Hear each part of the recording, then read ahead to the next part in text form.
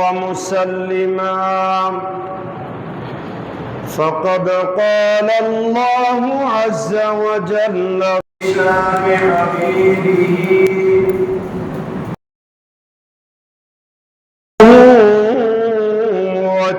وتوقيرا إن الله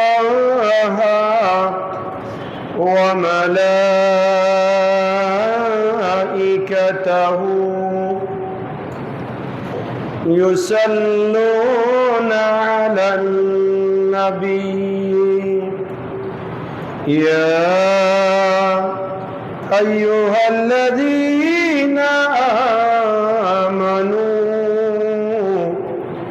صلوا عليه وسلموا تسليما صلى الله على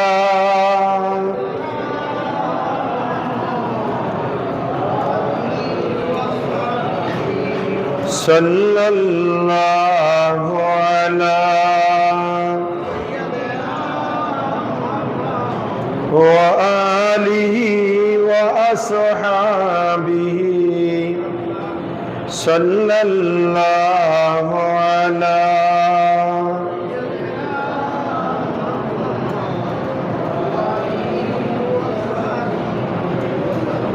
सबसे औला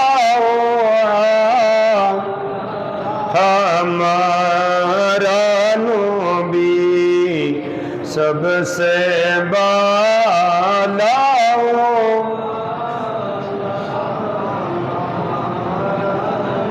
सबसे औला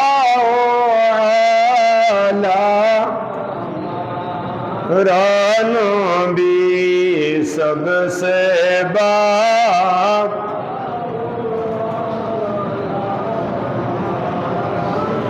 अपने मौला का प्यारा हमारा नबी दोनों आलम का दुल्हा हमारा नबी सबसे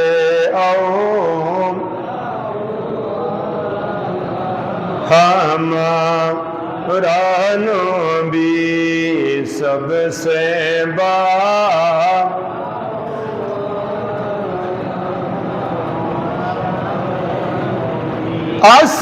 आसमानों ही पर सब नबी रह गए अर्शे आज़म पे पहुंचा हमारा नबी सबसे हमारा नबी सबसे बाला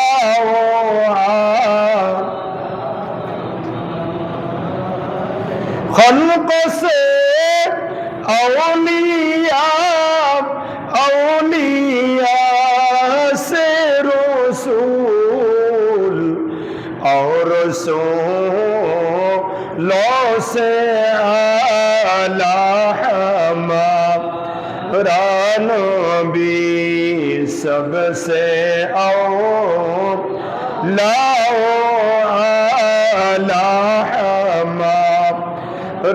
नबी सबसे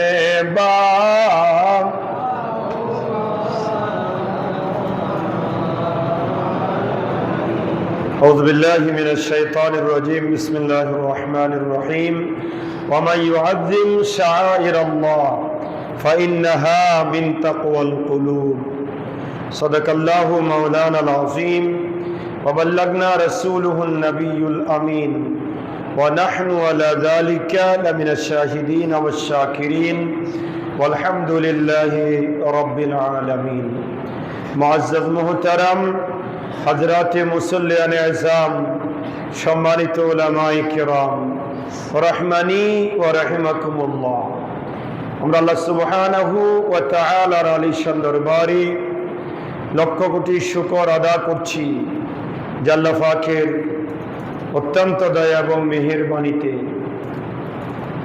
হজের মাস হুজ্জাজে কেরাম গোটা বিশ্বের জমিন থেকে আল্লাহর ঘর দরবারে নবুয়তে হাজিরি দিচ্ছেন এমনতম মাসের দ্বিতীয় জুমা জিলকত শরীফের দ্বিতীয় জুমা নামাজ জুমা আদায়ের মহান লক্ষ্যে আল্লাহর ঘর মসজিদে আসার বসার সালামি আরজ করার সুযোগ আর তৌফিক যে আল্লাহ আমাদেরকে দান করেছেন তার দরবারে পড়ছি আলহামদুলিল্লাহ। আর লক্ষ দুরূদ ও সালামের হাদিয়া প্রেরণ করছি সোনার মদিনায় কামলিওয়ালা নবী, নুরুন নবী, হায়াতুন নবী, ইমামুল আম্বিয়া নবী, সমস্ত নবীদের নবী মুহাম্মদুর রাসূলুল্লাহ সাল্লাল্লাহু তাআলা আলাইহি ওয়াসাল্লামার নূরি দরবার সোনার মদিনায় উচ্চ আওয়াজে আরেকবার করছি আলহামদুলিল্লাহ। মুহতারাম হাজিরিন, আমাদের আলোচনার বিষয় হচ্ছে হজ কুরবানি। এই আলোচনার দ্বিতীয় পর্ব কুরআনুল কারীমের সূরা হজের 32 নম্বর আয়াতে করিমা শরীফ আপনাদের সম্মুখে তিলাওয়াত করেছি। আয়াতে করিমায় আল্লাহ সুবহানাহু ওয়া তাআলা আল্লাহ পাকের নিদর্শনাবলীকে সম্মান করার জন্য আমাদেরকে নির্দেশ দিয়েছেন। সুবহানাল্লাহ। আল্লাহ পাকের নিদর্শন, আল্লাহ পাকের নিদর্শনকে সম্মান করলে অন্তরে আল্লাহর ভয়, খোদাভীতি, তাকওয়া সৃষ্টি হয়। সুবহানাল্লাহ। আমরা জানি আল্লাহ পাকের নিদর্শনাবলীর মধ্যে রয়েছে কিতাবুল্লাহ, রাসূলুল্লাহ, বাইতুল্লাহ। এই বাইতুল্লাহ শরীফের আঙ্গিনায় অসংখ্য নিদর্শনাবলী রয়েছে। তার মধ্যে আমরা গত জুমায় শুনেছি মাকামে ইব্রাহিম। এই মাকামে ইব্রাহিম একটা বেহেশতি পাথর, যে পাথরের উপরে দাঁড়িয়ে ইব্রাহিম খলিলুল্লাহ আল্লাহর ঘর কি করেছেন? নির্মাণ করেছেন। এই পাথরের এত গুরুত্ব, আল্লাহ সুবহানাহু ওয়া তাআলা এই পাথরকে সামনে নিয়ে আল্লাহর ঘর তাওয়াফকারীদের জন্য 2 রাকাত নামাজকে আল্লাহ ওয়াজিব করে দিয়েছেন। সুবহানাল্লাহ। এই মাকাম ইব্রাহিম আল্লাহ পাক নিজেও ডাইরেক্ট বলেছেন কুরআনুল কারীমের সূরা আলে ইমরান 3 নম্বর সূরা, সূরা আলে ইমরানের 96 নম্বর আয়াতে করিমার মধ্যে আল্লাহ আল্লাহর ঘরের চতুর্পাশে যতগুলো নিদর্শনাবলী রয়েছে তার মধ্যে শ্রেষ্ঠ এবং অন্যতম নিদর্শন হচ্ছে মাকাম ইব্রাহিম। এই জন্য আল্লাহ বলেন ফিহে আয়াতুম মাকাম ইব্রাহিম। জোরে বলুন না সুবহানাল্লাহ। আমি আল্লাহর যতগুলো নিদর্শনাবলী খানায়ে কাবা কেন্দ্রিক রয়েছে তার মধ্যে শ্রেষ্ঠ এবং অন্যতম নিদর্শন হচ্ছে মাকাম ইব্রাহিম। সুবহানাল্লাহ। 2 নম্বর নিদর্শন বলি আমরা, নিদর্শন যদি আমরা তালাশ করি আমরা দেখতে পারবো আল্লাহর ঘরের আঙ্গিনায় অন্যতম নিদর্শন হচ্ছে হজরে আসওয়াদ। জোরে বলুন সুবহানাল্লাহ। হাজারুন মানি পাথর, হাজারুন মানি বলেন না সবাই, হাজার অর্থ কি? পাথর। আর আসওয়াদ মানি কালো, হজরে আসওয়াদ মানি কালো পাথর। সুবহানাল্লাহ। এই পাথর কিন্তু কালো ছিল না, এটা বেহেশতি পাথর। সুবহানাল্লাহ বলেন না। ইব্রাহিম আর আদম আলাইহিস সালাতু ওয়াস সালাম যখন বেহেশত থেকে বের হচ্ছিলেন, আমরা জানি না আদম সর্বপ্রথম কোথায় ছিলেন? বেহেশতে ছিলেন। নিষিদ্ধ ফল ভক্ষণ করার কারণে আল্লাহ আদমকে বেহেশত থেকে কি করে দিয়েছে? ওই আদম সফিউল্লাহ জান্নাত থেকে আসার সময় এই পাথরটা নিয়ে এসেছেন। সুবহানাল্লাহ। হজরে আসওয়াদ কালো পাথর, কিন্তু এই পাথরটা কালো ছিল না, এটা ছিল আবিয়াদ, অত্যন্ত সাদা, সাদার চাইতেও সাদা, যার উপরে আর কোনো সাদা নাই। এই পাথরটা আদম সফিউল্লাহ থেকে আজকে পর্যন্ত লক্ষ লক্ষ কোটি কোটি আল্লাহর বান্দা বান্দি যারা আল্লাহর ঘরে গিয়ে এই পাথরকে যারা চুমু দিতে পেরেছে, এই পাথর ওই বান্দাদের শরীর থেকে সব গুনাহকে চুম্বকের মতো টেনে নিয়ে নিজের বুকে ধারণ করেছে, যার দরুন এই সাদা পাথরটা গুনাহের কারণে, বান্দার গুনাহকে টেনে নেওয়ার কারণে কালো পরিণত হয়েছে। সুবহানাল্লাহ।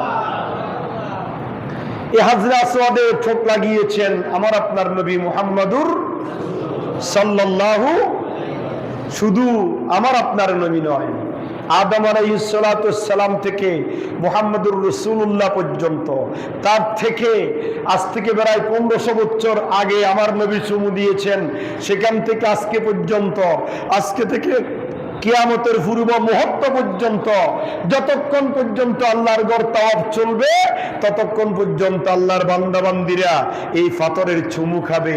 আল্লাহ বলেন, বান্দা তুমি চুমু খাবে, তোমার কাজ হচ্ছে এই পাথরের চুমু দেওয়া, আর আমি আল্লাহ এমন একটা পাথর চুম্বুকের মতো ফিট করে দিয়েছি যেটা তোমার গুনাহকে টেনে নিয়ে তোমাকে সাদা করে দিবে, আর পাথর নিজেই কালো হয়ে যাবে। জোরে বলুন সুবহানাল্লাহ।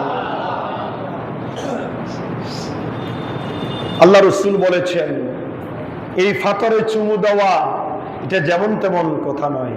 আল্লাহ রাসূল বলেছেন, আল হাজরা আসওয়াদ হিজারাতুম মিনাল জান্নাহ। তিরমিজি শরীফের হাদিস, অত্যন্ত গ্রন্থের গ্রহণীয় একটা কিতাব, হাদিসের কিতাব তিরমিজি শরীফ, জামিউত তিরমিজি। এই কিতাবের মধ্যে আল্লাহর নবীর হাদিস কোট করেছেন ইমাম তিরমিজি, যে আল্লাহ রাসূলের ইরশাদ করেছেন, আল হাজরা আসওয়াদ হিজারাতুম মিনাল জান্নাহ, এটা জান্নাতি একটা কি পাথর। আল হাজরু ইয়ামিনুল্লাহি ফিল আরদ, যারা হাজরে আসওয়াদে চুমু দিল তারা একটা পাথরে চুমু দেয় নাই, তারা স্বয়ং আল্লাহ পাকের ডান হাতে চুমু দিয়েছে। আল্লাহু আকবার। আল্লাহ রাসূলের কথা, সুবহানাল্লাহ বলেন না। তারপরে কি, ওয়াহুয়ান খাতায়া বনি আদমা হিয়াল্লাতি সাউদাতুহু, আর এই হাজরে আসওয়াদ এই পাথরটা সাদা পাথর ছিল, সেটা বনি আদমের গুনাহ টানতে টানতে সেটা কালোতে পরিণত হয়েছে।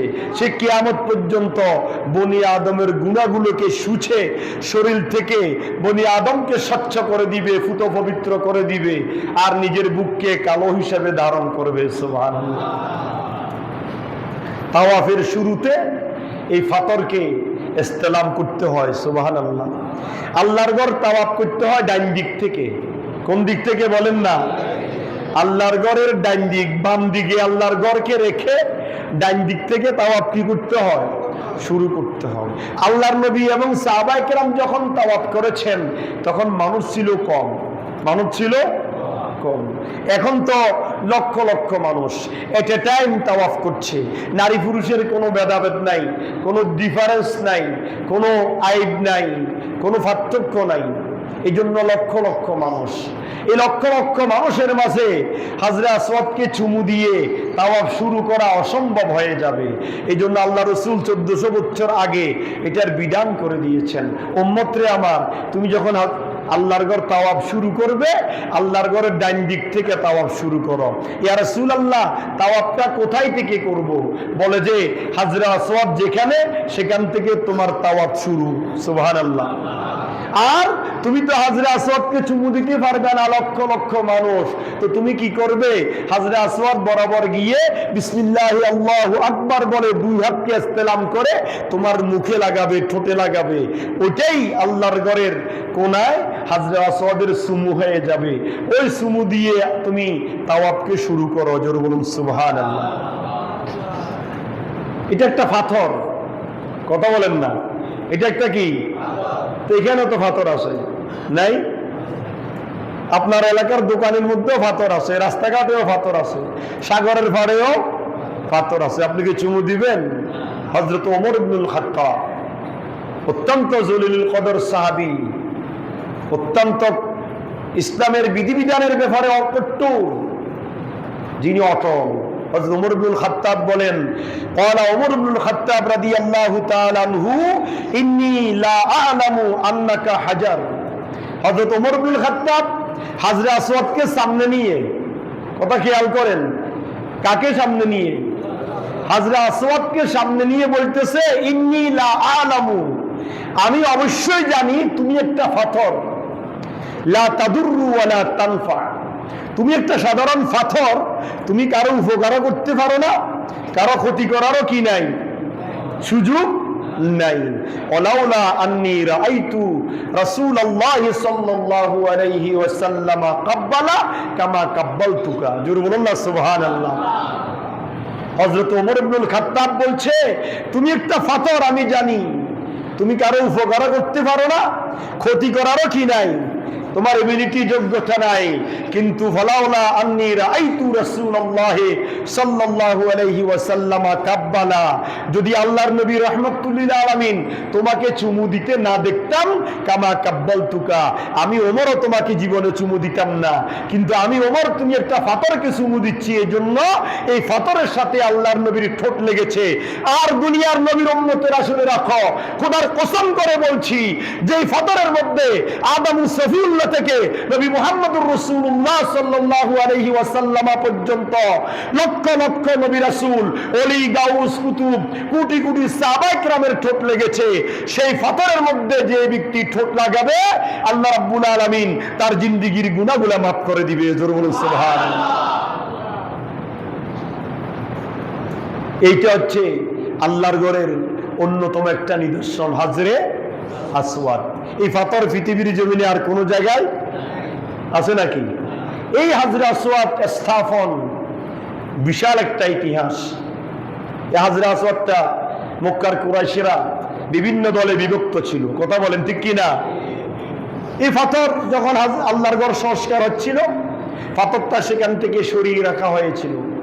এখন এই পাথরটা আল্লাহর ঘরে কোনায় কে বসাবে, এটা নিয়ে তাদের মধ্যে একটা দ্বিধাদ্বন্দ্ব সৃষ্টি হয়েছে। এক গোত্র বলে আমরা বসাবো, আর এক গোত্র বলে না আমরা বসাবো। এইভাবে একটা দ্বিধাদ্বন্দ্ব, একটা হট্টগোল, বিশৃঙ্খলা সৃষ্টি হয়েছে।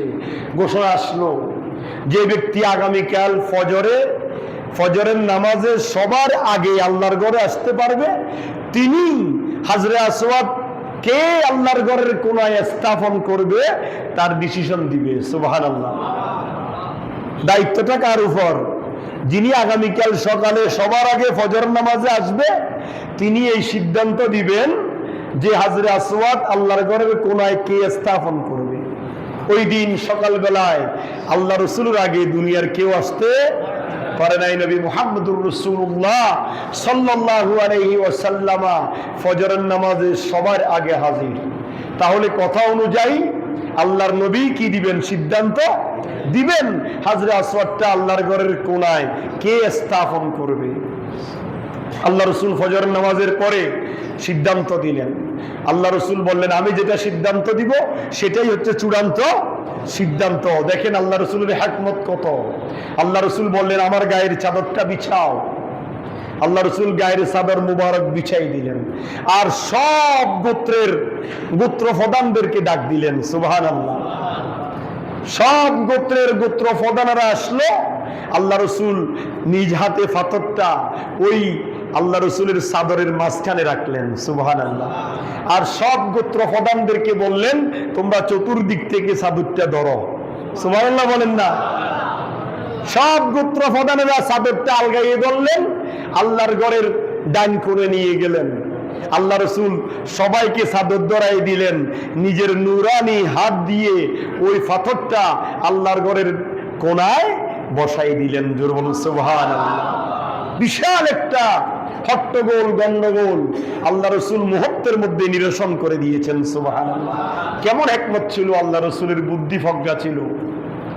আরবের সবাই খুশি, কেউ আর দ্বিধাদ্বন্দ্বের মধ্যে নাই।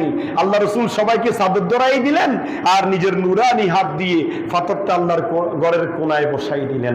আর আল্লাহ রসুল অর্ডার করেছেন, আজকে থেকে কিয়ামত পর্যন্ত আমার যত উম্মত আসবে, যারা এই হাজরে আসওয়াদকে চুমু দিবে, আল্লাহ রাব্বুল আলামিন তার জিন্দেগীর গুনাহ মাফ করে দিবেন। সুবহানাল্লাহ।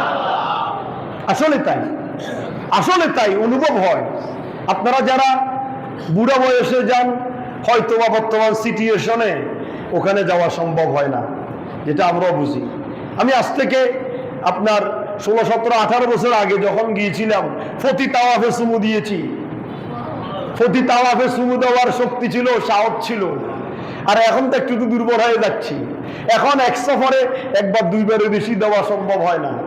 মানুষের চাপ, সেখানে নিজের জানের ভয়, কাউকে কেউ ছাড়বে না। সেখানে দেখবেন জোয়ান মহিলা, বুড়া মহিলা, দেশি বিদেশি, কোনো আইব নাই। ছোট্ট একটা জায়গার ভিতরে হাজার হাজার মানুষ ধাক্কাধাক্কি করছে, কে কার আগে কে দিবে। সবার লক্ষ্য মাত্র হচ্ছে হাজরে আসওয়াদ। সুবহানাল্লাহ। সেখানে নারী পুরুষের কোনো হিতাহিত নাই, সেখানে সেক্স থাকে না, আল্লাহ শরীর থেকে উঠাই এনে। সেখানে এত নারী পুরুষের ধাক্কাধাক্কি, চাপাচাপি, কিন্তু সেখানে কারো কোনো শেষ নাই, একটা মাত্র আকর্ষণ হাজরে আসওয়াদ। সুবহানাল্লাহ। আর এই ভিড়ের মধ্যে এটা সত্যিই অনুভব হয়, যখন হাজরে আসওয়াদের সাথে ঠোঁট লাগে গোটা শরীর জাকরাই উঠে। আল্লাহু আকবার। খোদার কসম, আল্লাহ রাসূলের কথার ভিতরে কোনো সন্দেহ নাই, মুহূর্তের ভিতরে আল্লাহ গুনাগুনা টেনে নেয়। সুবহানাল্লাহ। এই জন্য দরকার শক্তি থাকতে যাওয়া, এই জন্য দরকার শক্তি থাকতে, হস্ত শক্তি। এই জন্য হজের অন্যতম ইবাদত হচ্ছে শারীরিক সুস্থতা। কথা বলেন না ঠিক কিনা? শারীরিক সুস্থতা। আপনি শারীরিক সুস্থতা থাকলেই আপনার টাকায় আপনাকে কাজ দিবে। শারীরিক অক্ষম, দুর্বল, তাহলে আপনার উপর হজ কি নয়, ফরজ নয়। টাকা আছে অগাধ, তাহলে আপনি একটা বদলা করাতে পারবেন। অন্য কোনো ইবাদতে বদলা নাই, একমাত্র হজের ভিতর কি আছে? বদলা আছে। নামাজে বদলা আছে নাকি? স্বামীর নামাজ স্ত্রী পড়ে দিলে হবে?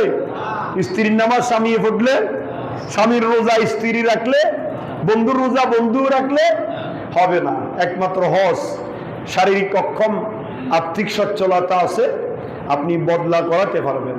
তারপরেও আপনার যে ঠোঁট আল্লাহর হাজরে আসওয়াদের সাথে লাগবে, বদলা ফাটালে তো সেটা আর সম্ভব হবে নাকি? আপনি যে কপালের নিচের চোখ দ্বারা আল্লাহর ঘর দেখবেন, আরেকজন ফাটাইলে সে দেখা আপনার হবে নাকি? এই জন্য হজ করা দরকার শক্তি থাকতে, জোয়ান থাকতে। বুড়ো অবস্থা হজে যাওয়া মানে নামকা অবস্থা হজ, যেটা আমাদের বাংলাদেশিরা করে, অন্য অন্য কান্ট্রির লোকেরা করে না। ইন্দোনেশিয়াতে বিয়ের আগে হজ, ইন্দোনেশিয়াতে দেখবেন সবগুলা জোয়ান জোয়ান ইয়ং, বিবাহের কথাবার্তা হয়েছে, আগ্ধ করার আগে হজে চলে গেছে, তারপর হজ থেকে আসি বিবাহের অনুষ্ঠান।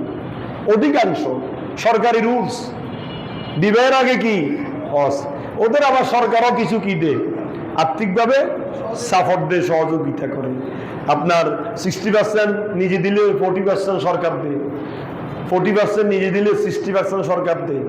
ওদেরকে আর্থিকভাবে সচ্ছলতা সরকার বহন করে, বিমান ভাড়া কমাই দেয়, বিভিন্ন অবস্থা হয় যেটা আমাদের বাংলাদেশে কল্পনা করা যায় না। দিন দিন বাড়তেছে।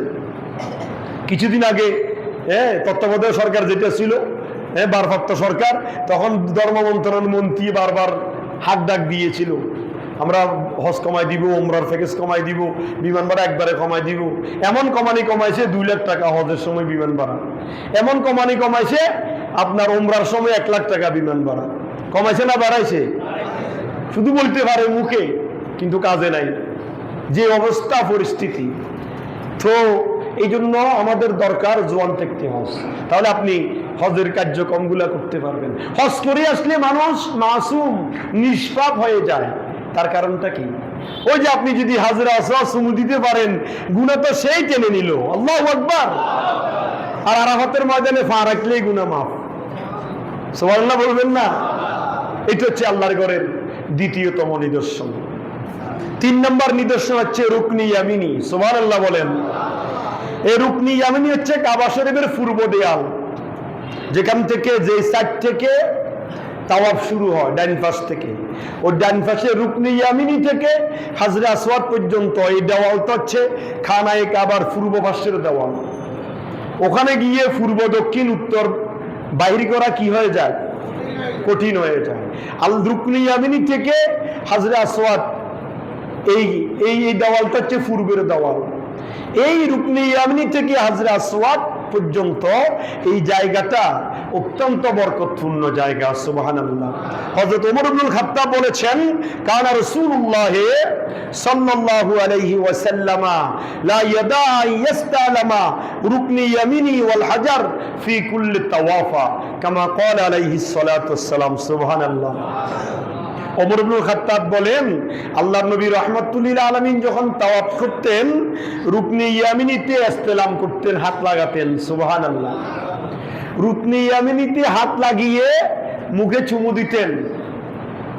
তারপরে সেখান থেকে তিনি হাজরে আসওয়াদ পর্যন্ত আসতেন। আর এই জায়গায় আল্লাহ রাসূল কি পড়তেন?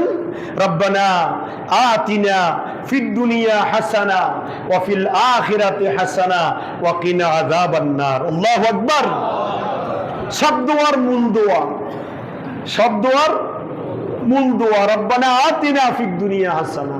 আল্লাহ তুমি আমাকে দুনিয়ার হাসানা দান করো, কল্যাণ দান করো। ওয়া ফিল আখিরাতি হাসানা, আখিরাতের কল্যাণ দান করো। আর কোন দোয়া বাকি আছে নাকি? সব দোয়া এটার ভিতরে আল্লাহ রাব্বুল আলামিন অ্যাড করাই দিয়েছেন। 40 লক্ষ হাজী এটা টাইম একসাথে পড়ে আল্লাহর ঘর তাওয়াফ করছে। আর কি পড়ে? সুবহানাল্লাহি ওয়ালহামদুলিল্লাহি ওয়ালা ইলাহা ইল্লাল্লাহু আল্লাহু আকবার ওয়ালা হাওলা ওয়ালা কুওয়াতা ইল্লা বিল্লাহিল আলিয়্যিল আযীম। সুবহানাল্লাহ। এই জায়গাতে দোয়া কবুল। রুকনে ইয়ামিনী থেকে হাজরে আসওয়াদ পর্যন্ত জায়েজ যেই দোয়াই করা হোক না কেন, আল্লাহ সুবহানাহু ওয়া তাআলা সাথে সাথে বান্দার সেই দোয়া কবুল করে নেন। সুবহানাল্লাহ। হযরত আব্দুল্লাহ ইবনে আব্বাস বলেন, হ্যাঁ, ইউকাব্বালা রুকনে ইয়ামিনী ওয়া ইয়াদাউ আন খাতাইহি। আল্লাহ রাসূল রুকনে ইয়ামিনীতে হাত লাগিয়ে স্পষ্ট করে চুমু দিতেন। আর এই চুমুর কারণে রুকনে ইয়ামিনীও বান্দার গুনাহগুলোকে টেনে নিত। জোরে বলুন সুবহানাল্লাহ। তাওয়াফ নামাজের মতো। তাওয়াফ কিসের মতো? কথা বলেন না। নামাজ পড়তে কথা বলা যায়? ইলা জিয়াতিল কাবাতি শরীফাতে বাদার পরে সালাম ফিরানোর আগে কথা বললে নামাজ হবে? তাওয়াফ নামাজের মতো। শুধুমাত্র ডিফারেন্স, নামাজে এদিক সেদিক তাকানো যায় না, তাওয়াফের মধ্যে এদিক সেদিক তাকানো যায়। কিন্তু তাওয়াফ করাকালীন সময়ে কথা বলা নিষেধ। কথা বলা। এখন আপনারা চিন্তা করেন, আমরা যারা তাওয়াফ করতে করতে ভিডিও কল অন করে দিয়ে ছেলেকে দেখায়, মেয়েকে দেখায়, বন্ধুকে দেখাচ্ছি, ওটা তাওয়াফ করি তো, এটা আছে না? জায়েজ আছে নাকি? কথা বলেন না, আছে নাকি জায়েজ? নাই। এই তাওয়াফ নামাজের মতো। তাওয়াফ অবস্থা আল্লাহর ঘরের দিকে তাকানো যাবে না। তাওয়াফ শুরু করে শেষ করা পর্যন্ত আল্লাহর ঘরের দিকে সে তাকা যাবে না। এমনি ঘুরতেছেন, আল্লাহর ঘরের দিকে নজর পড়তেছে, সেটা ভিন্ন কথা। কিন্তু এক দৃষ্টিতে আল্লাহর ঘরের দিকে তাকানো যাবে না। আপনি স্বাভাবিক গতিতে সামনের দিকে থাকবেন। আর যে দোয়া আপনি পারেন, তাওয়াফের নির্ধারিত কোনো দোয়া নাই, যে দোয়া আপনার মুখস্থ আছে, ফারা আছে, জানা আছে, সেই দোয়া আপনি পড়বেন। তাওয়াফ নামাজের মতো। শুরু করতে ওযু লাগে। ওযু ছাড়া তাওয়াফ করা, ওযু ছাড়া কি নামাজ পড়া যায়? ওযু ছাড়া তাওয়াফ করা যাবে না। আবার শুরু করবেন রুকনে ইয়ামিনী থেকে। আর একটু সামনের দিকে আসলে হাজরে আসওয়াদ। হাজরে আসওয়াদ থেকে বিসমিল্লাহ আল্লাহু আকবার বলে চুমু দিয়ে তাওয়াফ শুরু। আবার ঘুরে হাজরে আসওয়াদে আসলে 1 চক্কর। কয় চক্কর? এইভাবে 7 চক্করে কয় তাওয়াফ? 1 তাওয়াফ। এই তাওয়াফ অত্যন্ত গুরুত্বপূর্ণ একটা ইবাদত। আল্লাহর ঘর তাওয়াফের সময় আল্লাহর ঘরে দৈনিক 120টা রহমত নাজিল হয়। সুবহানাল্লাহ। 60টা রহমত তাওয়াফকারীদের জন্য। যারা আল্লাহর ঘর তাওয়াফ করে, এটা টাইম মুহূর্তের ভিতরে প্রতি নজরে আল্লাহ ওই বান্দার উপর 60টা রহমত নাজিল করেন। সুবহানাল্লাহ। আরবাউনা লিল মুসাল্লিন, যারা আল্লাহর ঘরকে সামনে নিয়ে নামাজ আদায় করে, হোক নফল নামাজ, হোক ফরজ নামাজ, হোক ওয়াজিব নামাজ, আরবাউ হোক নফল নামাজ। আরবাউনা লিল মুসাল্লিন, 40টা রহমত নামাজ পড়নেওয়ালার জন্য। কয়টা হলো? 100টা। 60টা তাওয়াফকারীর জন্য, 40টা নামাজকারীর জন্য, হয়ে গেল 100টা।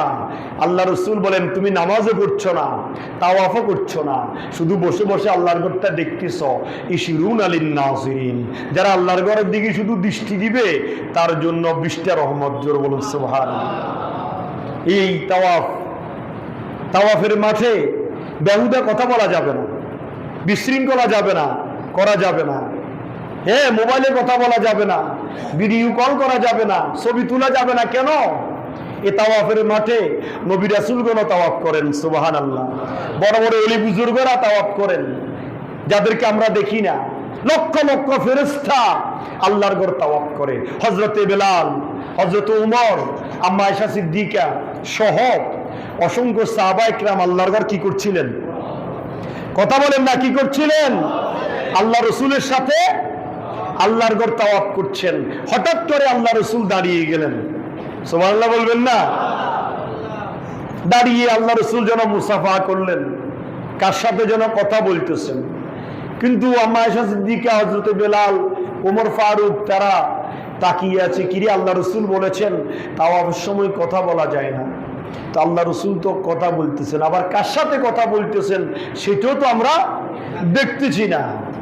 আল্লাহ রসুল কথা শেষ করে আবার তাওয়াফ শুরু করলেন।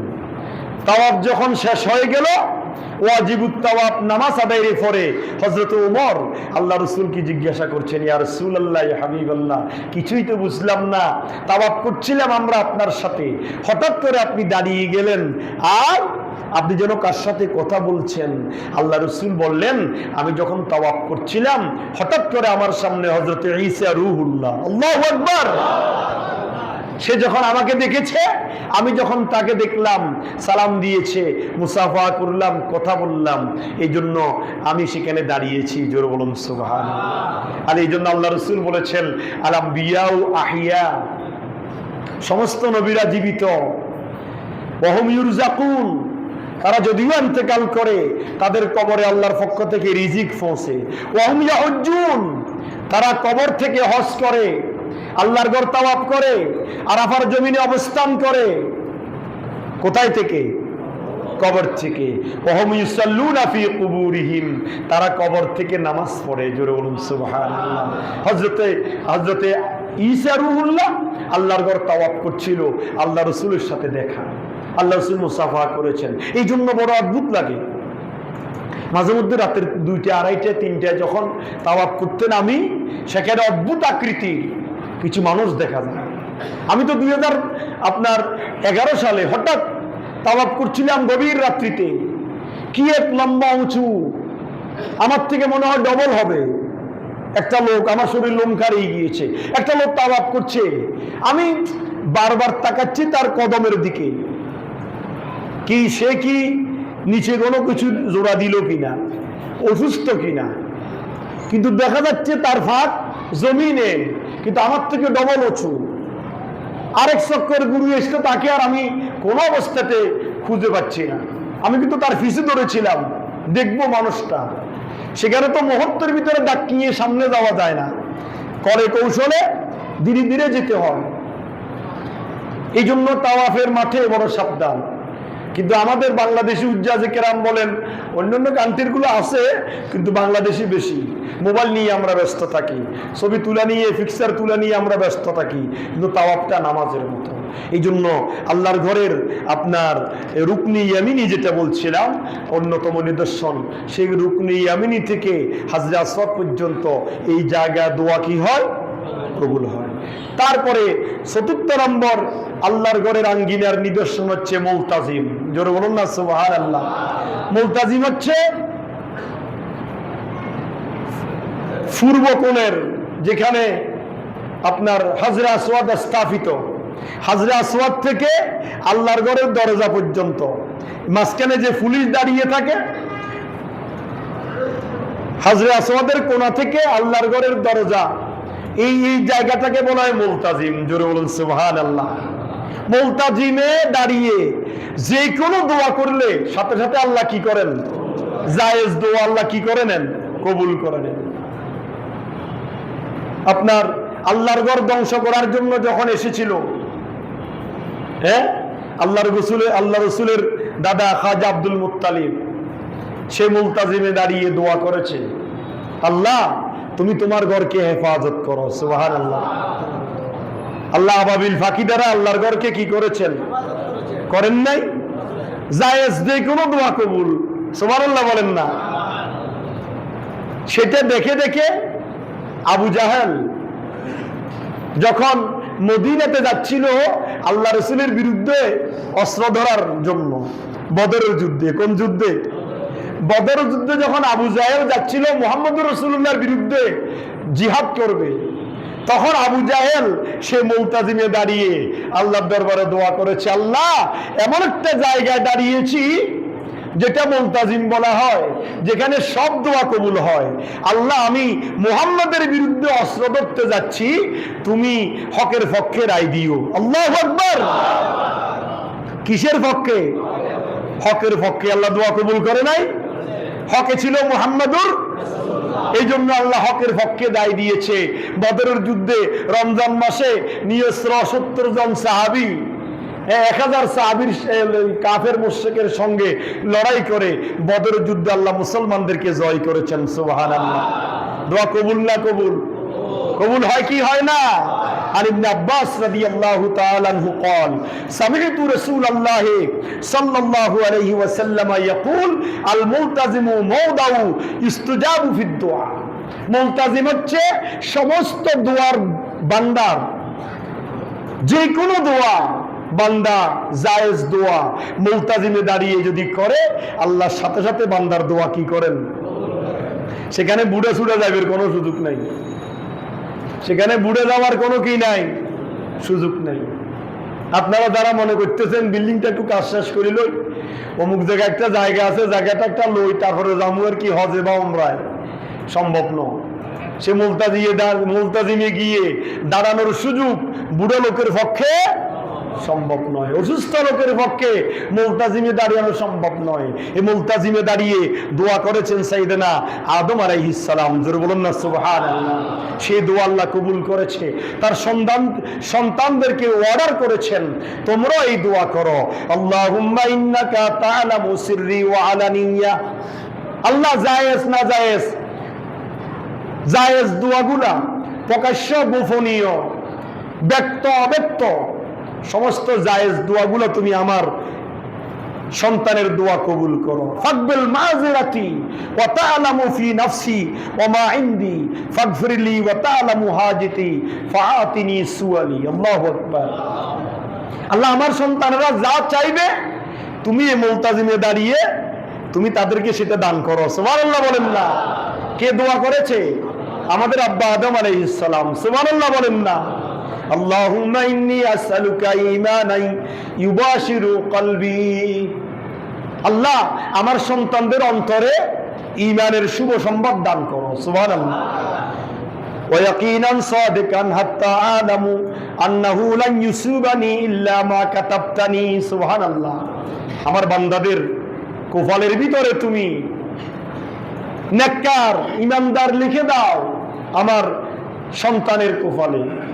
আমার সন্তানরা এই জায়গায় দাঁড়িয়ে দোয়া করবে, আল্লাহ তুমি সেই দোয়া কি করবে? কবুল করবে। আদম আলাইহিস সালামও আমাদের জন্য সেই দোয়া করেছে মুলতাজিমে। আর আল্লাহ রাসূল আদম আলাইহিস সালামের অনেক বছর পরে এসে আমাদেরকে উম্মতে মুহাম্মাদীকে শুভ সংবাদ দিয়েছে, আমার উম্মতেরা তোমরা মুলতাজিমে দাঁড়িয়ে যে কোনো জায়েজ দোয়া কবুল করো। সেখানে দেখেন না মৌমাছির মতো এইভাবে মানুষ লটকিয়ে থাকে, দেখবেন আপনারা ধাক্কা ধাক্কি মানুষ দোয়া করতেছে, নারী পুরুষ জওয়ান বুড়া কোনো ডিফারেন্স সেখানে নাই। যারা জানে মুলতাজিম সম্পর্কে, যারা চিনে এটা মুলতাজিম এই জায়গায় দোয়া কবুল, তারা সেখানে মৌমাছির মতো দাঁড়িয়ে থাকে। আমরা তো চিনিও না, জামু কোথায়, রুকনি আমি কোনটা সেটাও বুঝি না। একবার তাওয়াফ করি হাজিদেরকে দেখাই দিলে রুকনি আমিনিতে সুমু দেওয়ার জন্য ধাক্কা ধাক্কি করে, কিন্তু রুকনি আমিনিতে সুমুর কাজ নাই। আল্লাহ রাসূল ইসলাম করেছেন, হাত দিয়েছেন, অথবা আল্লাহু আকবার বলে হাত উত্তোলন করেছেন, কিন্তু চুমু খাইতে হবে কোথায়? হাজরে আসওয়াদে। সেখানে চুমু দেওয়ার জন্য হোঁচট খাইতে হবে, কিন্তু সেখানে আপনি বুড়া বা অসুস্থ মানুষ গেলে তো মরতে হবে, কিন্তু ইসলাম সেটাকেও কি করে নাই? জায়েজ।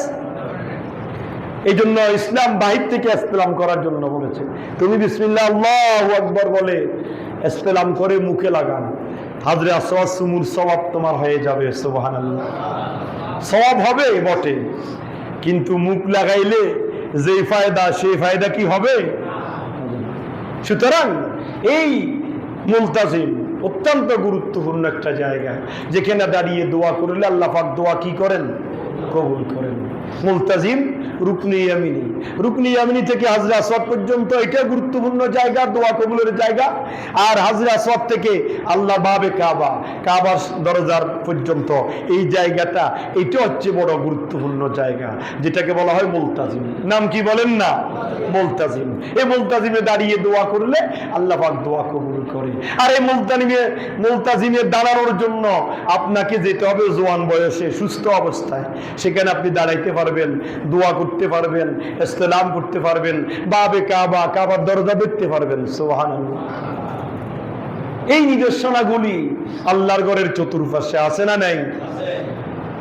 পঞ্চম নাম্বার নিদর্শন হচ্ছে জমজম। জোরে বলুন সুবহানাল্লাহ।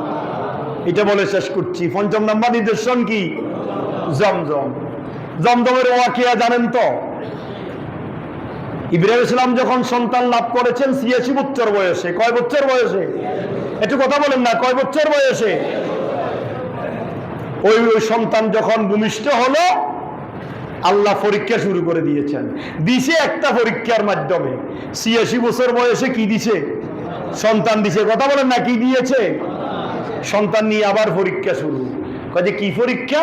কয় তুমি তোমার নবজাত শিশু এবং তোমার স্ত্রী হাজেরা দুজনকে জনমানব শূন্য এলাকায় নির্বাচনে পাঠাইয়ে দাও, যেখানে কোনো মানুষজন নাই। সেই আল্লাহর ওয়ার্ডার ইব্রাহিম আলাইহিস সালাম বিবি হাজেরাকে বললেন, আল্লাহ অর্ডার করেছে তোমাকে এবং আমার কলিজার টুকরা ইসমাইলকে জনমানব শূন্য এলাকায় নির্বাচনে পাঠাইতে বলছে। করার কিছু নাই। দেখেন কেমন স্বামী ভক্ত ছিল হযরতে হাজেরা। আল্লাহু আকবার। একটা কথা বলে নাই, বলে আল্লাহ যেটাতে রাজি আমিও সেটাতে রাজি। বলে নাই সেখানে মানুষজন নাই, তুমি আমাকে সন্তান নিয়ে কোথায় পাঠাচ্ছ? ইব্রাহিম আলাইহিস সালাম ছেলের দরদে, ছেলের মুহাব্বতে, মেয়ের স্ত্রীর মুহাব্বতে একটা মশকের মধ্যে এক মশক পানি আর একটা ব্যাগের মধ্যে কিছু খেজুর দিয়ে আম্মা হাজেরা এবং শিশু সন্তান ইসমাইলকে পাঠাই দিলেন। আল্লাহর ঘরের পাশে বাবুল গাছের নিচে, সেখানে একটা গাছ ছিল, তাকে বলে বাবুল গাছ, যেখানে বর্তমানে আল্লাহর ঘর। আল্লাহর ঘরের সামনে হচ্ছে আপনার মাকাম ইব্রাহিম, মাকাম ইব্রাহিমের পিছনে হচ্ছে জমজম। যারা আজ থেকে ২০-২৫ বছর আগে, ৩০ বছর আগে হজে গিয়েছেন তারা দেখেছেন। আমার দাদা বলছে যে আমার আব্বাকে শুনছি, আমার আব্বা আমাকে বলেছে, আমার আব্বা যখন ৯৮ সালে গিয়েছে তখন জমজম সরাসরি কূপ দেখেছে। আর আমার দাদা যান নাকি একবারে কূপের মুখে দাঁড়িয়েছিল, সেই কূপটা তখন খোলা ছিল। অনেকে সেটাতে এই ইচ্ছা করে পড়ে গিয়েছে, মনে হয় বুলে পড়েছে বা না ধরে, মানে জমজমে একটু গোসল করবে। এই জন্য বিভিন্ন সমস্যার কারণে সেটাকে এখন এমনভাবে করে দেওয়া হয়েছে, জমজম কোথায় কোনো হাজি সাহেব তালাশ করে পাবে না।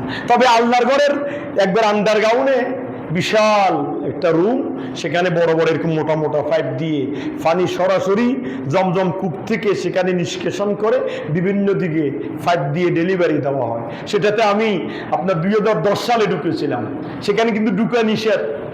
আমি আন্ডারগ্রাউন্ডে ঢুকে হতভম্ব, আমি তো ইচ্ছে করে ঢুকছি, সেখানে আসে আমি শুনছি, কিন্তু হতভম্ব খাচ্ছি।